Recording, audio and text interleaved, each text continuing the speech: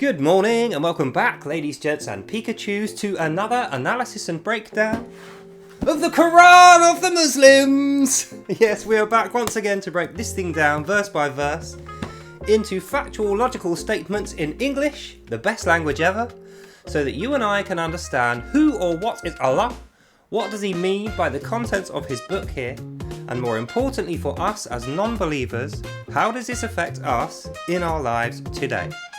So before I start, as I always do, I'm going to tell you now, if you have any doubts or questions as to my factual accuracy, please first buy and read one of these, a Tajweed Qur'an with the meanings translated into English, and after having done so you will recognise everything I'm going to tell you now or have previously told you is 100% true of the words of Allah and what Muslims believe today. Now they are going to try to deny this because they are ashamed of this disgusting evil ideology and the effect that they are having upon this country. But we know better because we've read this and we understand that if they call themselves Muslim, this is what their beliefs are, and we are reading this in a separate series, The Reliance of the Traveller. This is their current law code. So with that in mind, let's carry on where we left off last time. So we were reading 100 and something. Let's have a quick look.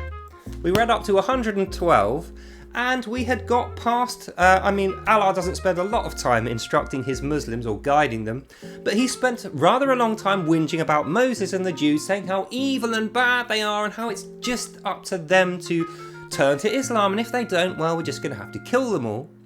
Then he turned his attentions to the Christians and he was saying, don't pray to Jesus. Jesus can't help you. Definitely don't do that. And that is where we got up to last time. So let's carry on where we left off. This is the part we're going to be reading. This part here. And we are at verse 113. So the narrative is we're whinging about Jews and Christians, specifically Christians. Allah is saying those Christians and Jews are really bad, specifically Christians. And that's where we got up to. So, 113. The Jews say, the Christians have nothing to stand upon. And the Christians say, well, the Jews have nothing to stand upon. Yet they profess to study the same book. Like unto their word is what they say who know not. But Allah will judge between them in their quarrel on the day of judgment. End of verse. So if we break this down, there's a lot to get through here. I feel like Allah's gossipy nature, he's kind of like a bitching teenage girl. That's what we're going to go through here. So he starts off with the Jews. Obviously, he's going to be gossiping about the Jews and Christians. That he claims that this is what the Jews say. Christians have naught to stand upon.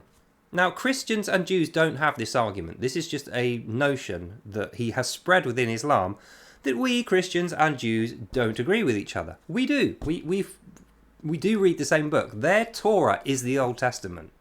The first 5 books of the Old Testament is called the Pentateuch, and that is the first 5 books of the Torah. And both Jews and Christians 100% believe and claim that is true and that it is the word of God. Therefore, we are worshipping the same God. Father in heaven is Yahweh. That's the same as the Jews say, and we Christians also say that. Then he goes on. And the Christians say, the Jews have naught to stand upon. We don't say that. As I've gone through, we say that the Old Testament, our book, those first 5 books, are the Torah. And we also say our Father in heaven is Yahweh. That is how we are allied in religion. We worship the same God, we read the same book, we pretty much have the same rules. There are some slight differences, and obviously we recognise Jesus as a form of God, and that God is a form of Jesus, so it's like one guy, and they don't recognise that. But there is no war, there is no bickering between us, because our Father in heaven, their God, is our God as well. It's just we recognise that God is also Jesus. That's why he has a Trinity format. But anyway, that's how they are trying to stir up this little argument between Jews and Christians when it's really quite simple to understand. And he's failing. Yet they profess to study the same book. We do study the same book. That's why we profess that, Allah. And also we study your book. I don't know whether you've noticed that. Muslims don't bother to study your book. They claim they do because they get preached bits of your book in the mosque. But when it comes down to it, as a lot of my comments will show you if you read through them, Muslims have no knowledge of their own book. They think they do, but then when they're talking, it reveals their total ignorance. For instance, somebody said to me the other day, Daily Corvid, what's the difference between the normal Quran and this one? What's different about it? And I said, well, the translations differ in some places, and this one is more about, it's like a brainwashy child's version. It's more about speaking it in a certain way with those changes made in order to give a more friendly, worldwide appearance to Islam, rather than the genocidey, rapey, murdery one that the Hafs Quran gives. Incidentally, which is a far more interesting read. But anyway, that's another video. And he said to me, no, that's completely wrong. There are no differences in translation. And I thought, well, why is it a different book then? Why would you bother having a Tajweed Quran and a Hafiz Quran? Why would you bother having different editions if the text was indeed the same? You wouldn't. You just have the same book.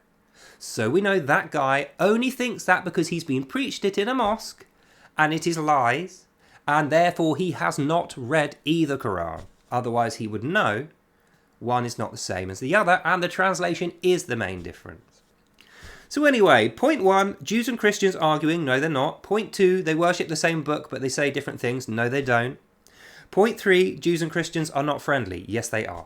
Sorry, Allah, 3 more mistakes. So we're up to 23 mistakes and 5 big lies. 1 little white lie, but we're going to let him off on that one. So 23 mistakes and 5 lies from Allah in 18 pages of his Quran of the Muslims. This is how we know it is nonsense, O Muslims.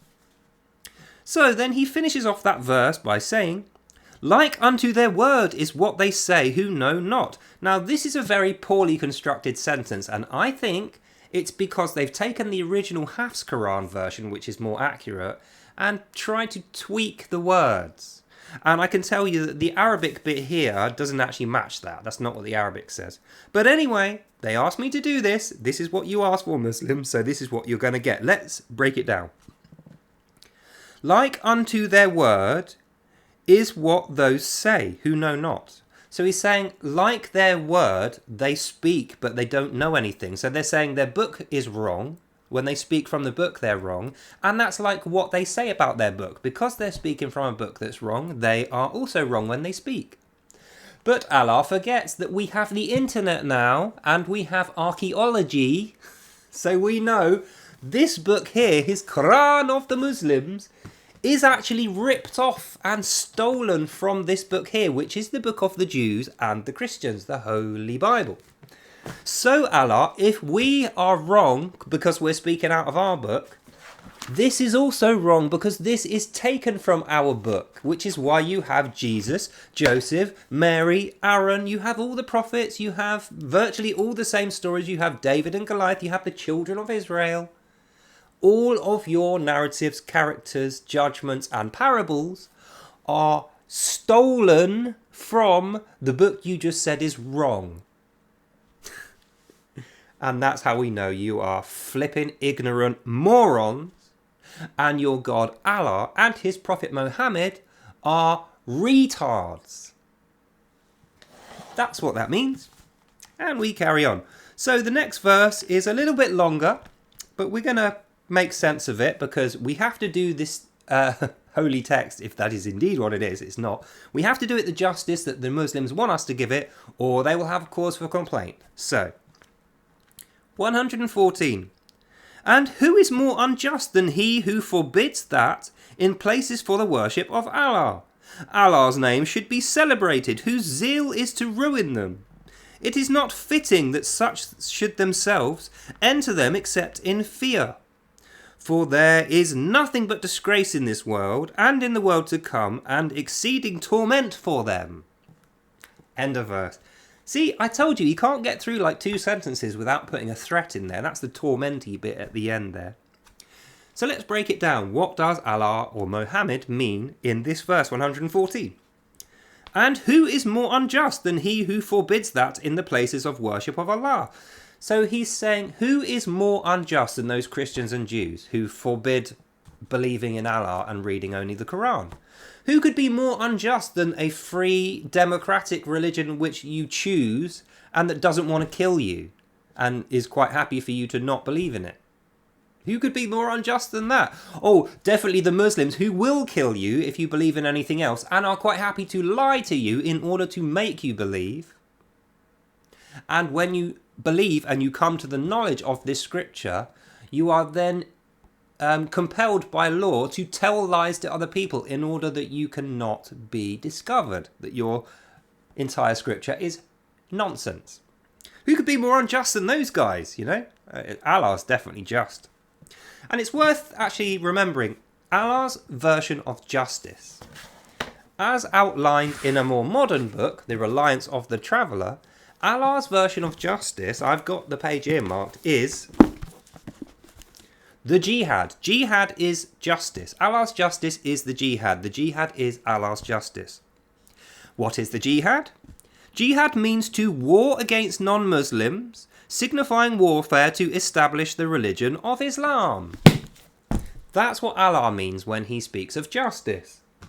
What does Jesus say about justice? Well, Jesus says justice means fairness applied equally to every single person. So you make your own mind up which version of justice you think God actually believes in. Do you think God is just in the ways of applying justice equally to all people? Or do you think justice is Allah's version where it only applies to Muslims and everyone who's not Muslims gets killed and burnt forever in the fires of hell? Does that sound like justice to you? Who knows? You make your own mind up. So anyway, that's what that means. Then he finishes off by saying, "It was not fitting that such should themselves enter them except in fear."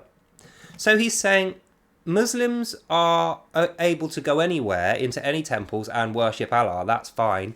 But Jews and Christians should not be allowed to go into any temples, churches, cathedrals or mosques, anywhere, except in fear. So that means if they are scared of Allah, they're only going there to convert to Islam. That's the only time Jews and Christians should be able to worship, when they're in fear of Allah. I.e., we hate Jews and Christians, says Allah to Muslims.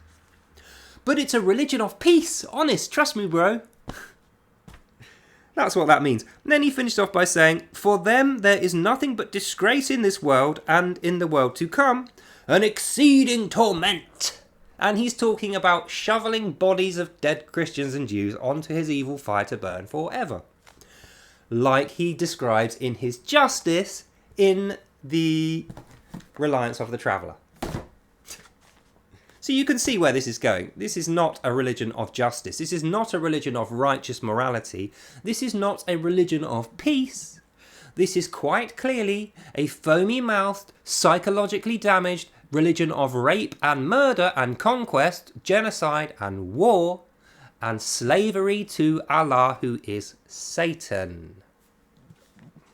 Just so you know, Muslims, I'm talking to you. And we move on.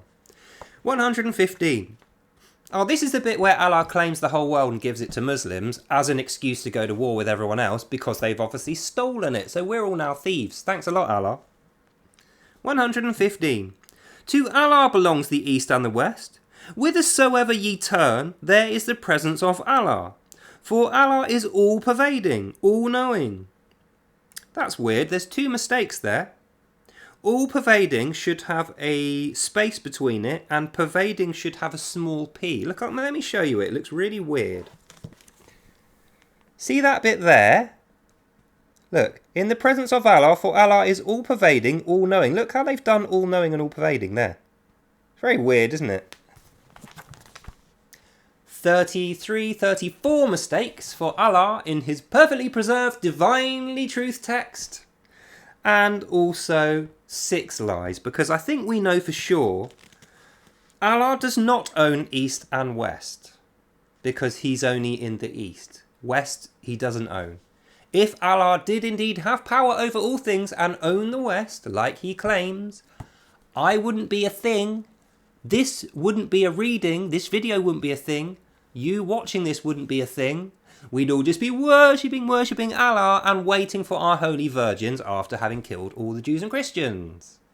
But that is not what reality looks like, is it? So we know Allah is full of crap, is a liar, and is brainwashing his stupid, ignorant Muslims by telling them this is the book of knowledge, this is the book in its guidance true and sure, when actually that is the book of guidance in its truth and, its guidance true and sure. Not this. This is just nonsense. This is just cultic, murderous bullcrap. It just is. Like, we've read enough of it in 18 pages to know 33 mistakes and 5 lies from divine, merciful, graceful Allah, the truth. Even though anyone with 2 brain cells to rub together can know this is not true and not from God. So that's what that means. For Allah is all-pervading, all-knowing. All-pervading means he's in everything, even your thoughts. He's in every material. He's in the air. He's in the sea. He's in you. He's in your thoughts. He's in your semen. He's in everything.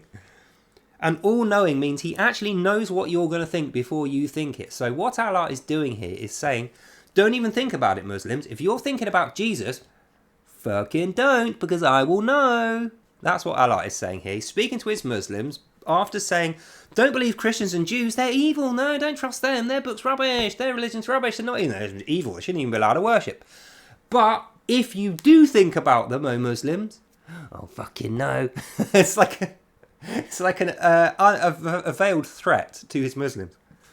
This just proves it. If you have power over all things, Allah, why do you need to threaten your Muslims constantly? Like every single time you talk to them, you threaten them. And that is why they threaten everyone else. But notice, Islam is not the fastest growing religion like you claimed it is. It's the fastest shrinking religion. And even now, when we have an age of diversity, people are leaving it in droves. Christianity is the fastest growing religion. A year ago, I didn't know any Christians. Now I know like 4 or 5 just in my little area where I live. When I go to church, it's suddenly full, whereas it wasn't in the past. So Christianity's on the way up, and we don't threaten people with violence. We don't say, oh, we'll kill you if you don't believe, and tell you a bunch of lies to make you believe. We just leave a Bible on the table and say, there you go, there's your grace and mercy from God. If you like it, it's there, don't have to have it. It's up to you. So I don't think Allah is all-pervading or all-knowing. He is all... he's not all anything, is he? He's all... That's it. That's why he's called Allah. Because he's all... And have you ever thought about this? Allah's name sounds like a cat hucking up a furball. Allah! Allah! Sorry, Muslims. Look, these are all facts. These are all true things you cannot dispute.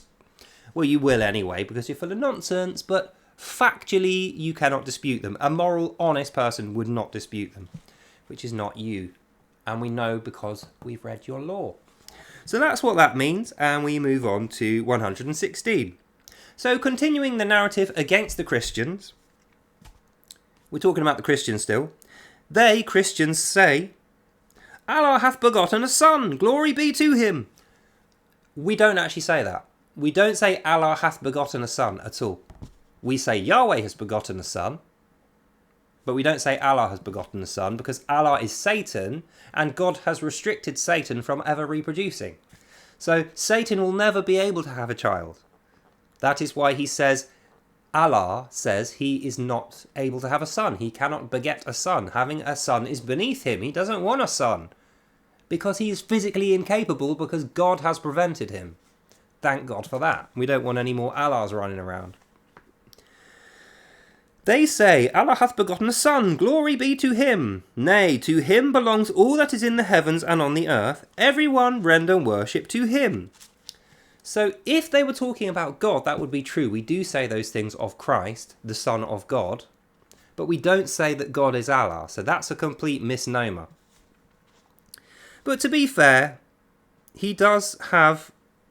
he does get that kind of worship, and we're happy to give it to him. Not because he forces us. He doesn't threaten to kill us or rape us or he doesn't send evil Christians to come and kill us if we say no. I was an atheist for years. I had to personally go and look for God. He wasn't going to attack me. I wouldn't have even known about him had I not looked. That is the grace and mercy of real God. He won't submit you in a wrestling match and make you a slave.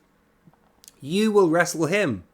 You will be the one inviting him to a wrestling match. You will try to submit him. Then you'll realise you can't, but he's a nice guy. Then you'll worship him. Whereas with Allah, Allah is like, you're a slave of mine. You're worthless and weak. And that's how I created you, so that's the excuse for you to be worthless and weak. And by the way, you've got to kill Jews and Christians. That is Allah. So anyway, that's what that means, and we move on. To him is due the primal origin of the heavens and the earth. He decrees a matter, he with to be it, and it is. So that's a very poorly written sentence, but they're still talking about Jesus and what the Christians say about Jesus, and they're saying, according to Christians, when Jesus says something, it then becomes true. Which is kind of what we say. What we actually say is everything Jesus says is true. So if he says something, it is going to happen in future because he wouldn't have said it otherwise. It's not like him speaking is the reason why it's now going to be true. It's like, no, he knew that it was going to happen because he is very clever and he is God and he knows these things. So it's kind of another misnomer. So how many mistakes are we up to now, Allah? 34, 35 mistakes and 5.5 lies. You know, the little white lie. Then we move on. 118. Say to those without knowledge, i.e. who don't have the Qur'an. That's what they mean when they say... This is like when they say justice, they mean jihad. When they say knowledge, they mean the Qur'an. Have you noticed how these guys can't figure out what words mean? Because they're retard Muslims and they are brainwashed by Allah. So anyway, say to those without knowledge, why speaketh not Allah unto us? Why not cometh unto us with a sign? So this is Muslims being asked by Allah to say to Christians, why didn't Jesus come to us? Why didn't Jesus come to us with a sign? Because he was born in Bethlehem and you have to go to him. I could say that. I could say, why wasn't Jesus born in London right next to me? Why didn't Jesus knock on my door and say, hello, I'm Jesus. I'm here to sell you the Bible. Why didn't Jesus do that? Because he's not a slave driver, Allah. You have to look for him, or he's not going to, he won't interfere in your life at all unless you pray. Unlike Allah, who claims he owns you on the first day, and if you're unfortunate enough to not be born an Arab Muslim, you're dead from that first day. He just wants to punish you throughout your life, then throw you on the evil fire to burn forever. Once again, we see justice, mercy, grace. None of these things are Allah's. Allah hasn't got the slightest idea about these things. So that's what that means. And we move on. Oh no, there's another bit. We have indeed made clear signs unto the people who hold firmly to the faith of Islam.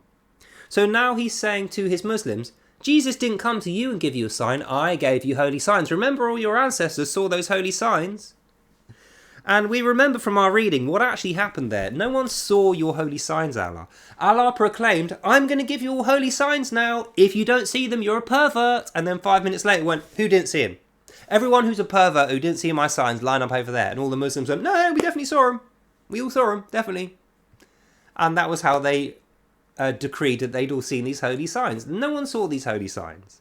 It's just like with the permissible lies, like with the fake justice, like with the fake grace.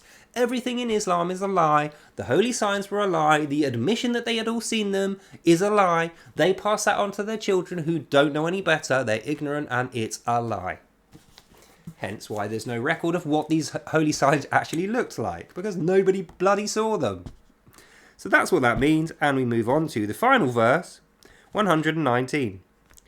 Verily we have sent to thee in truth as a bearer of glad tidings and a warning. But of thee no question shall be asked of the companions of the blazing fire. End of verse. End of reading. So, put your hand up if you know what companions of the blazing fire is, or who it's referring to. Oh, that's right, it's Christians and Jews. Oh, I didn't see that coming, Allah. Such an occult hidden meaning in your text. The true knowledge of Allah is... You need to be so intelligent to figure this out, don't you? Is what they say. But we know Allah is trying to take the credit for God's grace, justice and mercy, the gifts that he gives us when we are born. We're born into these gifts. And then at the end he says, those guys are only going to be companions of evil fire. Don't speak to them.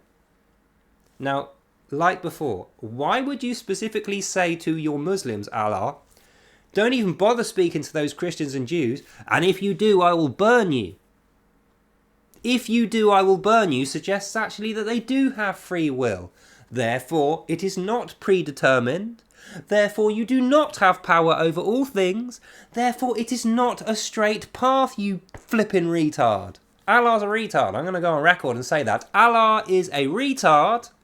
And anyone who thinks that a retard Allah is God needs to get the head examined, because he is figuratively and evidentially showing you in his verses that all the things that he previously said are lies. So we're on 6.5 lies, 31 mistakes. And I'm counting that as a mistake and a lie is why we're doing that. So, in summary of this whole page, Allah doesn't like Jews. They're the worst people ever.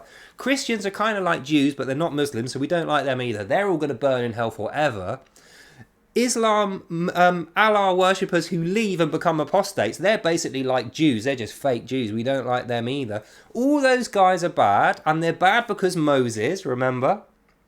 Moses and his original Jews were the evil guys who changed the Torah, and of course it used to be like what the Qur'an is going to be like in future. That's what he told us. And then you think, why did you call yourself Musa Alims then? Family tree of Moses. That's what the word Musa Alim means. It means I am from the family tree of Musa. Moses is called Musa in Islam.